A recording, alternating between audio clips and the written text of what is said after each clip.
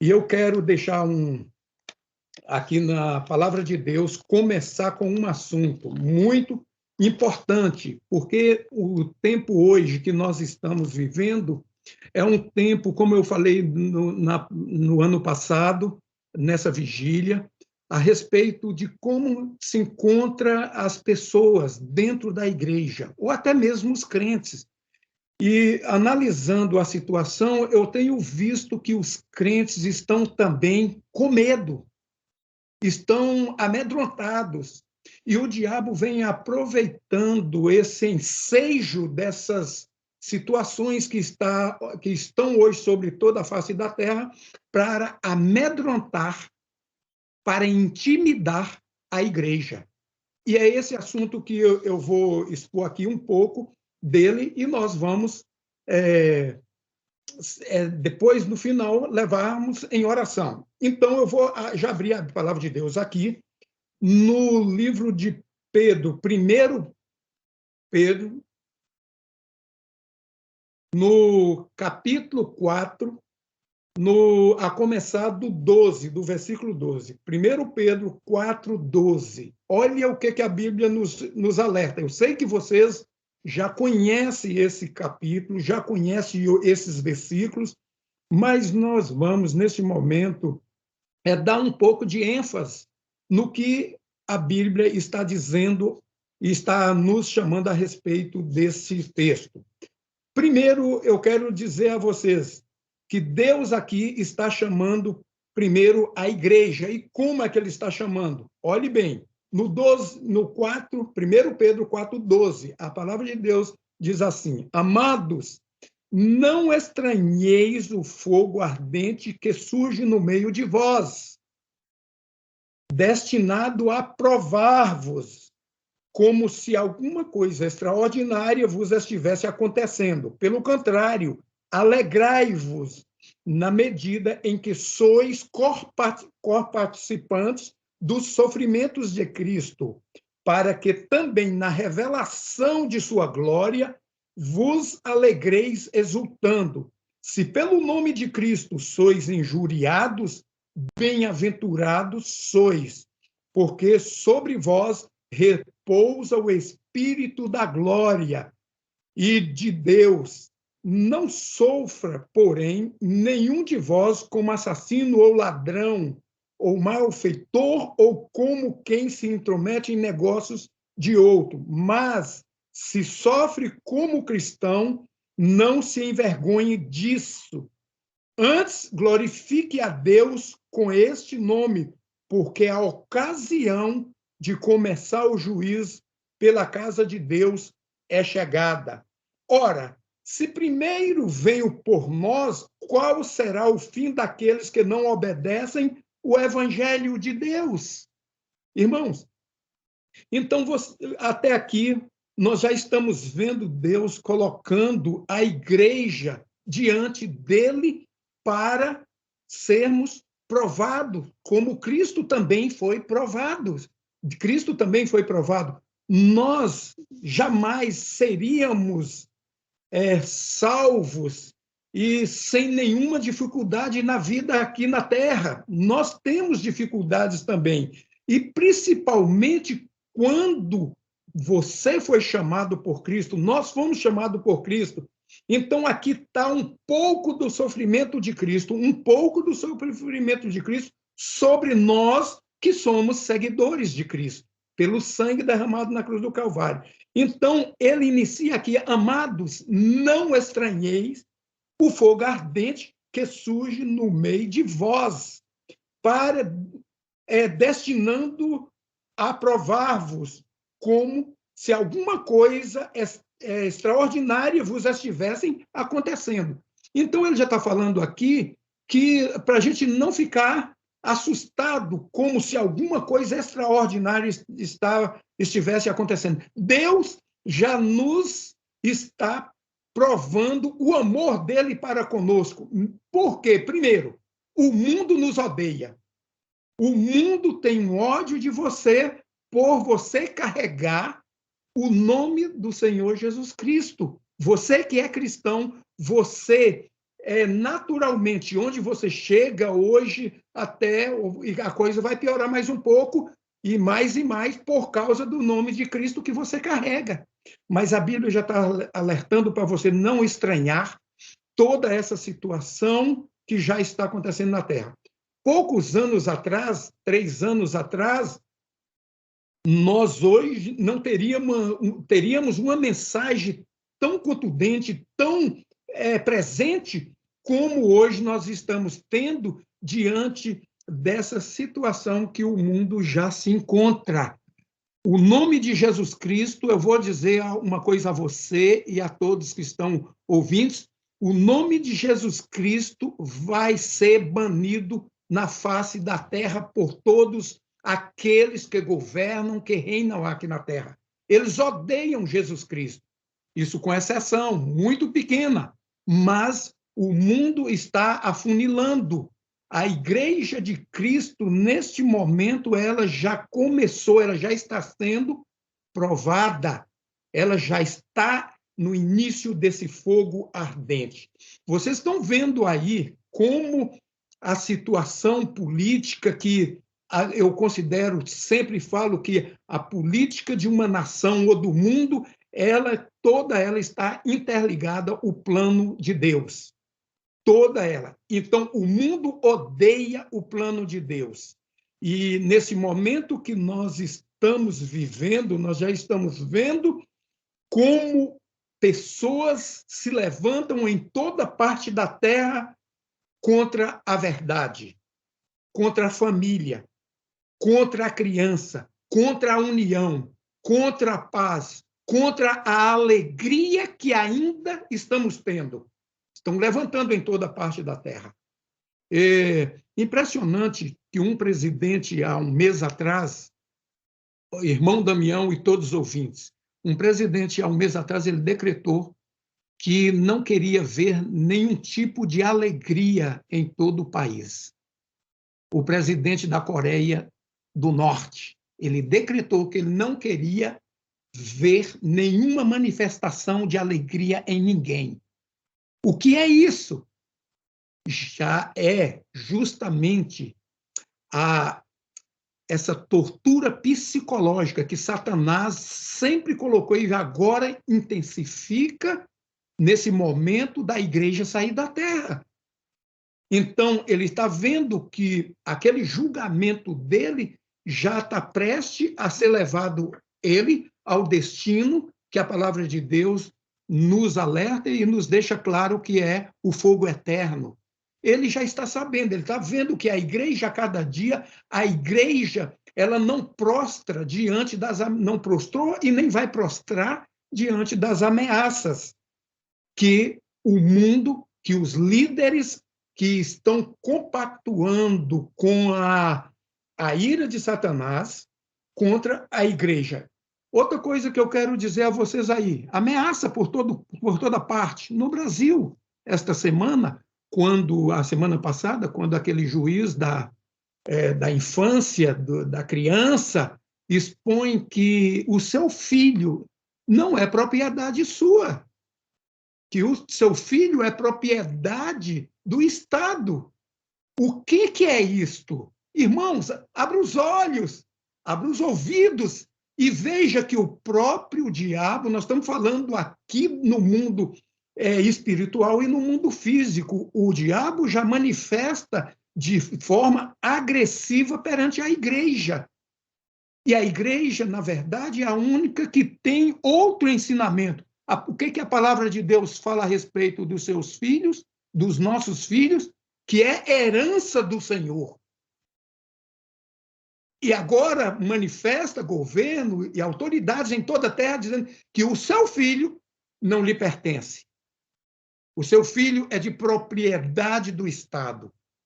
Então você vê que o inimigo ele está irado com a constituição de uma família que principalmente que está buscando Jesus, está buscando a palavra de Deus.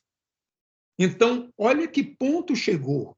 Isso você não ouvia há anos atrás, mas nós agora já estamos ouvindo essas ameaças.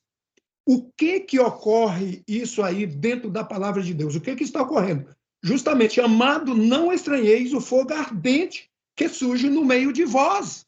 Por que no meio de vós, da igreja?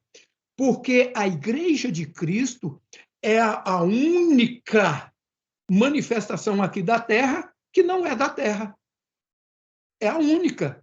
Então, todas as lideranças e povos que têm essa afinidade com o governo, ela vai continuar obedecendo às normas do governo e de organizações. Lembra quando eles ameaçaram Pedro, a corte naquela época em Jerusalém, aos discípulos, que os discípulos parassem de anunciar o evangelho de nosso Senhor Jesus Cristo, que eles calassem a partir daquele momento? O que eles levantaram e disseram, Pedro, Tiago, principalmente? Eles disseram uma coisa muito importante que nós devemos estar atentos. Eles disseram, melhor é servir a Deus do que a homens. Jesus Cristo, na palavra de Deus, de Mateus, ali em Mateus, provavelmente no 12, Jesus Cristo fala, olha, eles podem matar a sua carne, mas eles não têm poder para matar a sua alma. Tema antes aquele, ele falando dele, Jesus falando dele, antes temei aquele que pode, que tem autoridade e poder para matar não só a carne, mas o espírito. Irmãos, Jesus Cristo aqui está dizendo, não temais, não temas. Vocês estão agora já sofrendo esse fogo ardente que está no meio de vós, não temas. Ser forte, como ele falou para Josué, e corajosos, como ele falou para Moisés, como ele falou para a igreja dele, como ele falou para os discípulos, sede fortes. Vocês vão enfrentar aí vários ninhos de escorpiões, de serpentes, mas sejam fortes no Senhor. E a palavra de Deus aqui no 13 de 1 Pedro 4, ele diz, pelo contrário, alegrai-vos na medida que sois coparticipantes dos sofrimentos de Cristo, para que também, na revelação de sua glória, vos alegreis exultando. Cristo aqui, o Jesus aqui, Pedro está aqui, esse discípulo de Cristo aqui está falando. E a igreja, que em vez de entristecermos por causa das ameaças, nós devemos, pelo contrário, alegrai-vos, na medida que sois coparticipantes. Irmãos, o que está preparado para nós, na eternidade, no céu, para você e para a igreja, nossa mente não tem condição, não tem, de entender o tamanho da bênção que está preparado para a sua vida. Essa família cristã que está aqui na terra, já almejando essa subida para o encontro com Jesus. Coparticipantes dos sofrimentos de Cristo, a Bíblia, você vê que Paulo ali, o apóstolo Paulo, ele fala que nós somos herdeiros e co-herdeiros agora do que Deus tem preparado para você, para a igreja dele. Agora, pense bem, nós estamos aqui nessa terra. Olhe bem, você está nessa terra, você tem trabalhado todos os dias, você tem suado todos os dias, entrado e saído para buscar o pão de cada dia. E muitas vezes você ainda se sente bem em estar aqui na terra. E é verdade, todos nós temos esse tempo de gratidão a Deus, de sentirmos ainda momentos de paz aqui na terra. Mas essa paz que nós temos aqui é o reflexo daquilo que nós vamos ter no céu eternamente, sem nunca cessar. Porque nós temos momentos, você tem momentos. Um dia você está alegre, no outro dia, momentos de tristeza por causa de tantas circunstâncias da vida, ameaças e faltas de recursos até, mas Cristo já prometeu é que você, que nós, que a igreja, somos participantes, herdeiros e co-herdeiros de toda a glória de Deus, da fortuna de Deus, da morada de Deus. Por isso que lá em 14 de 1 João, ele diz, não se turbe o vosso coração, os vossos corações, crede em Deus, crede também em mim. Na casa de meu pai há muitas moradas. Irmãos, ele está falando de uma cidade, ele está falando de um lugar, ele está falando de um lugar onde a igreja com ele vai habitar. Irmãos, a nossa vida aqui cheia de ameaças, de dores, de lágrimas, de sofrimento, é passageiro. E Deus não poderia nos deixar aqui por longo tempo, porque ele já almeja estar com a igreja, com o povo dele lá no céu. Jesus Cristo disse ao Pai, em João, Pai, a minha vontade é que onde eu estiver, estejais eles também. Damião, a irmã Jussiara parece que está aí, e tantos outros. Jesus Cristo diz que a vontade dele é que onde ele estivesse, você também estaria com ele. Ele já almeja. Agora, pense bem, ele já falando com o Pai, Pai, a minha vontade. Mas por que ainda nós estamos aqui? Você está aqui por causa de um propósito que Deus ainda tem na sua vida. Nós estamos aqui, a igreja está aqui por causa de um propósito. Então, irmãos, nós não devemos temer, nós não devemos viver. Nós temos realmente situações difíceis, mas nós devemos realmente nos entregar a Deus e receber dele essa proteção, essa cobertura dele, essa armadura dele para vencermos aqui na terra. Deus, quando colocou aqui a igreja, ele colocou como um exército, como soldados, como representantes do céu. Você é representante do céu, nós somos representantes do céu aqui na terra. Por que nós iríamos abandonar o nosso posto deixado por Jesus Cristo em cada vida aqui? Por que iríamos abandonar e virar as costas para ele, soltar o arado que ele nos entregou? Não, nós temos um arado para concluir a seara. É para isso que você foi chamada, para que você foi chamado, para que nós fomos chamados. Nós somos igreja, e a igreja precisa entender que nós estamos aqui dentro de um propósito.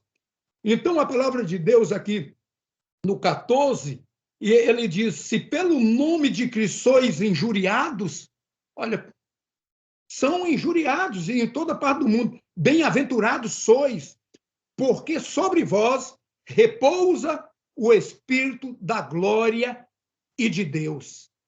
O nome de Deus, o nome de Deus, o nome do nosso Senhor Jesus Cristo, para muitos é um escândalo, para muitos é algo que tem que deixar de lado, mas para a igreja, cada dia mais a igreja tem esse entendimento, tem esse conhecimento de que na nossa vida, na sua vida, repousa o Espírito da glória de Deus. Repousa o Espírito de Deus sobre nós.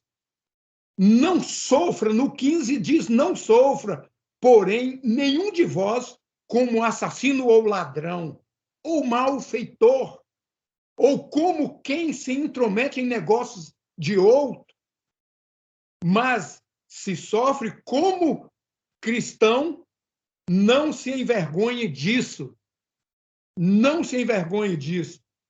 Antes, glorifique a Deus com esse nome.